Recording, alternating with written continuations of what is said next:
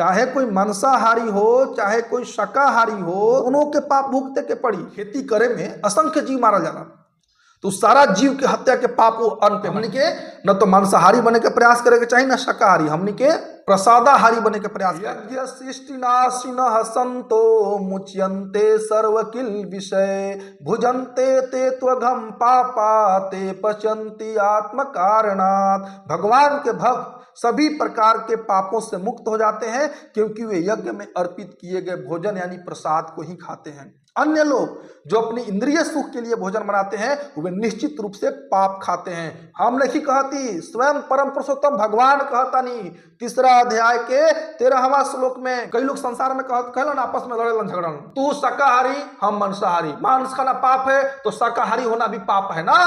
अरे मांस खाए में यदि पाप लागता, मुर्गा बकरी मछली, तो शाकाहारी भोजन जो तू करत ओकरो में भी तो जीव बा, ओकरो में भी तो जान बा। बिल्कुल, चाहे कोई मांसाहारी हो चाहे कोई शाकाहारी हो, दोनों के पाप भुगते के पड़ी। साग सब्जी में भी तो जान होला, लेकिन मांसाहारी लोग के ज्यादा भुगते के पड़ी, शाकाहारी लोग को हो सकता कम भुगते के पड़ी, लेकिन पाप तो लागी। खेती करे में असंख्य जीव मारा जाला, तो सारा जीव के हत्या के पाप वो अन्न पे बाटे। तो जो अन्न के खाई ओकरा पाप भुगते के बा।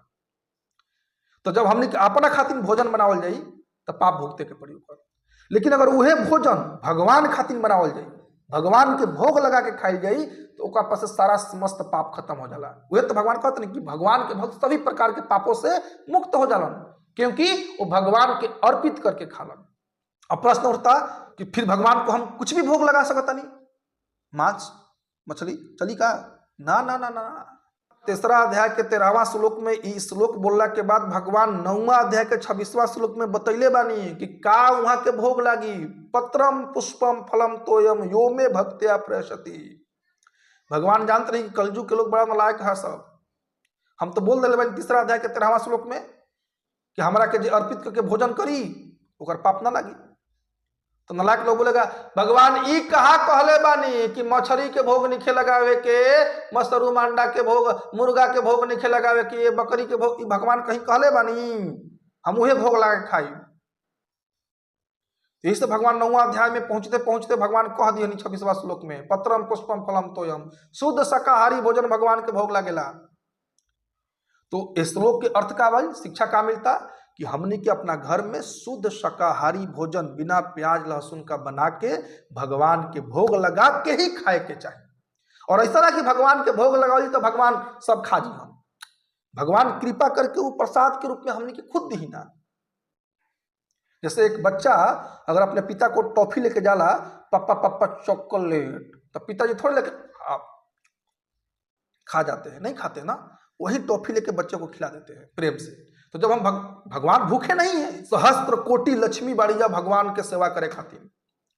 लेकिन अगर हमने के भगवान के भोग लगावल जाए तो भगवान प्रसन्न होखी ना, और उहे प्रसाद के रूप में हमने के दे दी अपन कृपा देके। ऐसा नहीं कि भगवान ग्रहण ना करना, भगवान जरूर ग्रहण करीना, लेकिन भगवान के विशेषता का बा ना कि कुछ भी भगवान जरा के छू दे कोनो वस्तु के, वो कभी कमे ना होला। हमने के भगवान के भोग लगा के ही खाए के चाहिए, तब हमने के संपूर्ण पाप से बच रहा जा। तो हमने के न तो मांसाहारी बने के प्रयास करे के चाहिए न शाकाहारी, हमने के प्रसादाहारी बने के प्रयास करे के चाहिए। प्रसादाहारी, भगवान को भोग लगा के प्रसाद ही हम खाएंगे। क्या भोग लगाएंगे? शुद्ध शाकाहारी भोजन भगवान को भोग लगाएंगे बिना प्याज।